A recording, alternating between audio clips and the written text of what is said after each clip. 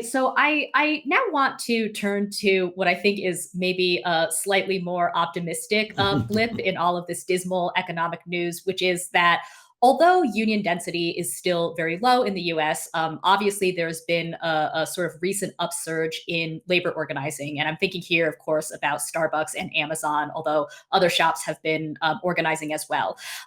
Maybe you could talk a little bit about why you think this is happening right now, and then maybe more crucially, what would it take to sustain this organizing activity, especially at our current moment of economic uncertainty? Well, I am an optimist. I'm not a pessimist. So I'm glad you're bringing this up. I do not want my comments on the economic situation to be interpreted as in any way suggesting that there's nothing we can do or that we're in some terminal decline. I do think that American capitalism is in very deep trouble. I don't think there's any nice way of dancing around that. I see many of my colleagues doing really incredible work in dancing around it. I'm impressed they are. They have more flexibility there than they do anywhere else in their lives. But I do notice that those I gather with, and because I went to fancy schools here in the United States, I know a lot of the people that work in Washington and work for big banks and all the rest. And when we get together socially to have a cup of coffee or whatever, we don't agree on how the country got into the current situation, and we don't agree on how to get out of it. But what we do agree on, and we're all amazed that we do, is the following sentence. This is the worst condition of the American economy in my lifetime. Mm-hmm. And we all think that. And I think people ought to pay an awful lot of attention. But I am very optimistic, in part because of exactly what you mentioned. And it's not just, although it's very dramatic at places like Amazon, Starbucks, now the Apple retail store, the first one in the country in Baltimore, just got organized. These are very, very powerful images, very powerful symbolism. But it's happening all across the place. The entire faculty at Grinnell College in the middle of the Midwest of the United States decides to form one campus-wide union. That's a remarkable thing. I've been a professor all my life. To get professors to get interested in the union is a lifetime's effort that probably won't succeed. To get them all together to have one big union amongst them, unbelievable progress in the way of unionizing of academics. Everybody is worried. Everybody is afraid. Everybody understands that the things are going on in this economy and in the larger society that make assumptions no longer valid, that make predictions no longer reasonable. It's a time when you are frightened about your own family, your own family's future, and so on. And in the tradition of the United States, at least, people worried about their economic situation join unions. Simple idea.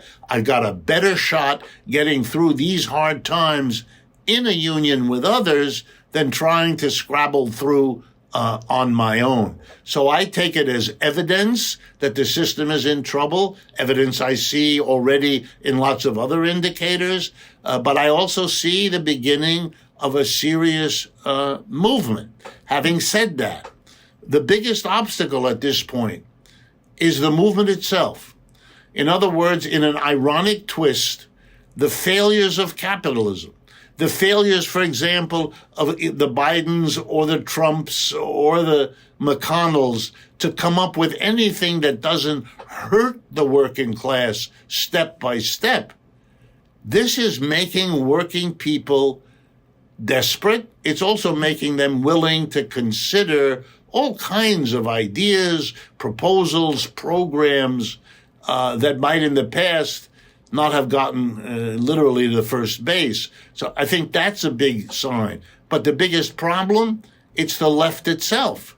The left has to face, by left I mean the labor movement, the social movements, all of that.